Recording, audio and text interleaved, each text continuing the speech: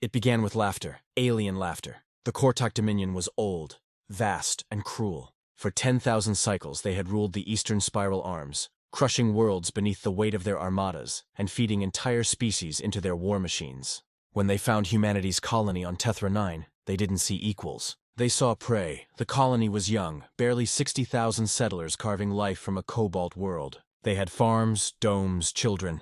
They had peace. And when the Dominion fleet emerged from the void, humanity welcomed them with open channels and open hands. The Kortok replied with plasma. Orbital bombardments tore through the sky. Blue oceans turned to steam. The colony's distress beacon was cut mid-transmission. One ship, the Argus Dawn, escaped the slaughter, its engines burning to shards as it fled toward the edge of known space. Its captain, bleeding and broken, managed a single transmission before the Kortok caught and silenced them too. They burned the children alive. They called it a cleansing. The Dominion laughed. Admiral Vorok of the Eighth Flame. Armada watched the burning planet from his flagship and raised a glass of distilled Vali sap, a delicacy harvested from the worlds of conquered slaves. He toasted to the smoldering ruins below. Primitive, he sneered to his bridge officers. They build with stone and call it civilization. They send us words, not weapons. Fire their embassies. Let their council know that their time beneath the stars is over. And as Tethra 9 turned to glass, the Dominion broadcast their message across the trade relays. The humans' fire is weak. Their worlds burn easy. They thought no one would dare answer. The laughter of gods, the galactic sectors, buzzed with amusement.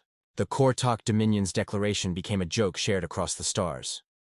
The Celian trade guilds raised their prices on Terran goods, calling them endangered curiosities. The Orvath clans mocked human diplomats, offering condolences with smirks.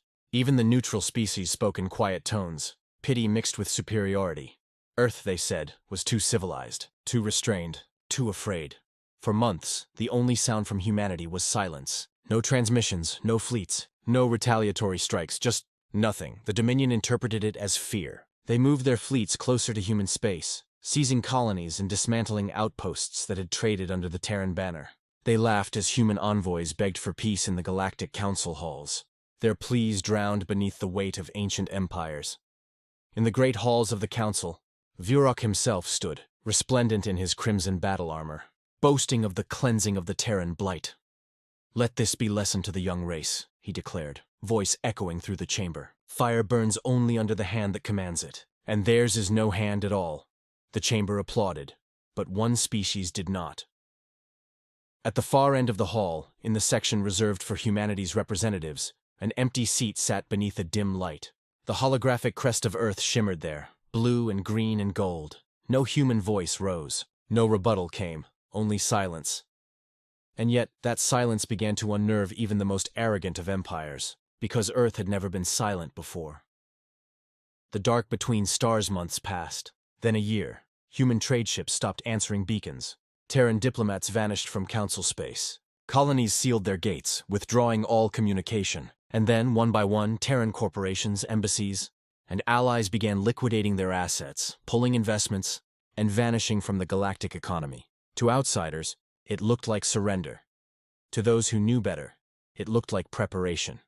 Reports trickled in from fringe systems, vast construction yards active in Sol space, orbital rings aglow with energy, mining fleets stripping asteroids by the thousands, freight convoys bearing no registration marks traveling in silent formation.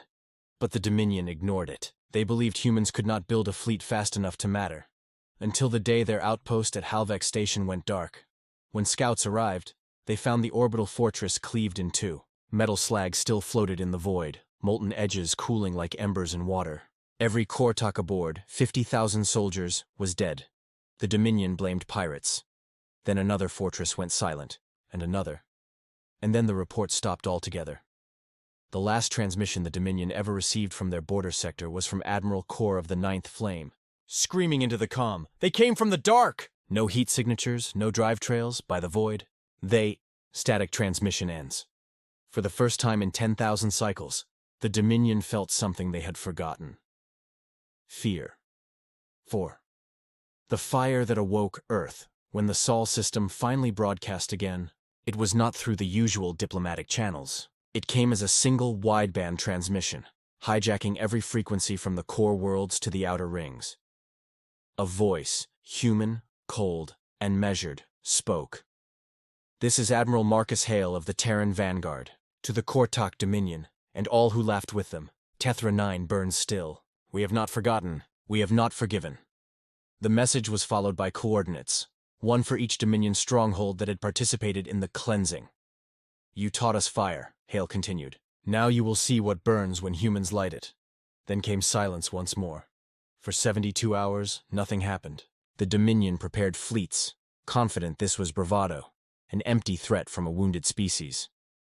On the 73rd hour, the stars themselves went out. From the black, human fleets emerged, massive, angular, and silent.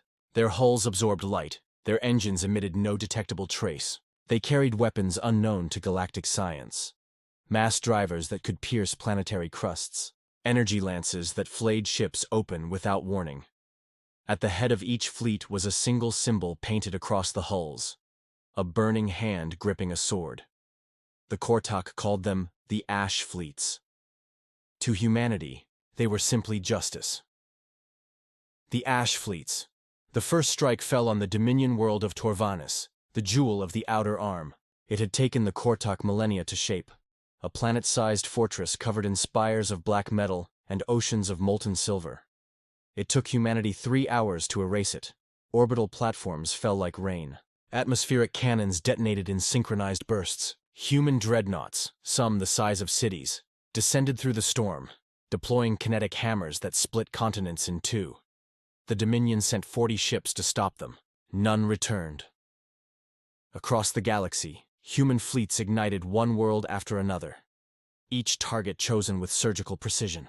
Every planet that had laughed, every station that had cheered, every admiral who had boasted, all marked, all burned. The Council tried to intervene, demanding ceasefire. They sent envoys begging for negotiation.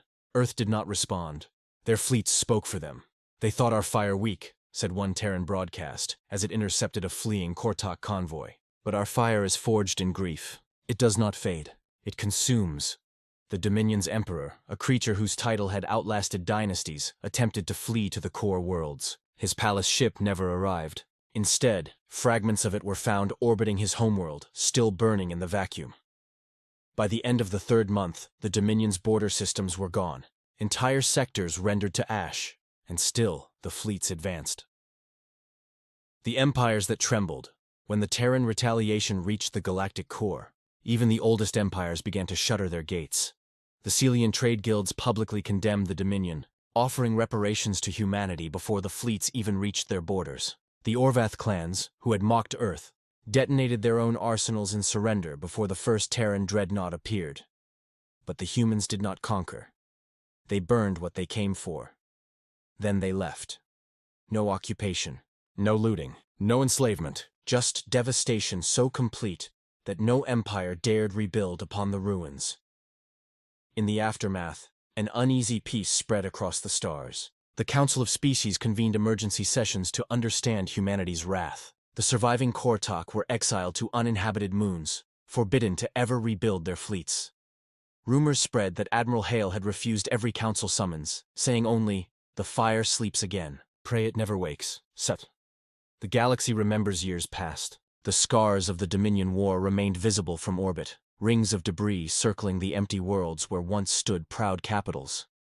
No one spoke of Tethra 9 aloud. No one mentioned the laughter that had begun it all. But in every council chamber, every trade negotiation, and every whispered alliance, one truth hung heavy over the galaxy. Humanity had limits, moral, diplomatic, civilized. But when those limits broke, when grief turned to fury, no power could withstand it. Children of alien worlds were taught Terran history and reverence. Their elders spoke the name Earth the way priests once spoke of gods, softly, with fear. And when warlords or pirates dared to threaten human convoys, the warning would echo through the void: do not touch the embers. Do not make them burn again. 8. The silence after fire in orbit around the ruins of Torvanis. A lone Kortok survivor drifted within a shattered pod. His oxygen failing, he looked upon the distant stars, some still smoldering red from the human assault. He whispered to the void. They were weak. They were supposed to be weak. A human rescue vessel, black and silent, appeared before him. Its insignia gleamed faintly. Terran vanguard. The airlock opened. A human officer looked down upon him through her visor, face unreadable. "Your empire thought our fire weak," she said quietly. "But fire doesn't die when you smother it. It learns to burn hotter." Then she closed the hatch. The Kortak was never seen again. Why? Legacy of ashes. Decades later, historians across the galaxy still debated how humanity built fleets so vast, so advanced, so fast. Some claimed secret alliances. Others whispered of AI intelligence buried within Sol's digital shadows. A few believed the truth lay deeper, that humans had always been capable of it, but had chosen peace until peace was denied them. In the quiet halls of the Terran archives, a plaque stood beneath the image of a burning world. It read, Tethra 9. They called our fire weak.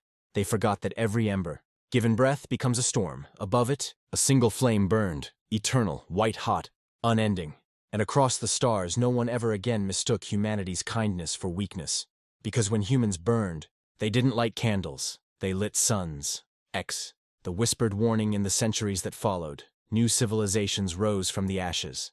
The Kortak name faded into myth, the council rebuilt under new banners. But in the deep of space, travelers sometimes spoke of dark ships seen beyond charted lanes. Silent, black, drifting like ghosts. They bore no markings except for one, a burning hand gripping a sword. When hailing frequencies were opened, only static answered. And in that static, if you listened closely enough, you could almost hear the echo of a human voice. Ancient, distant and unyielding. They thought our fire weak, but it burned empires. Then the channel went dead, leaving only the hum of the stars. And the silence that followed was never mocked again.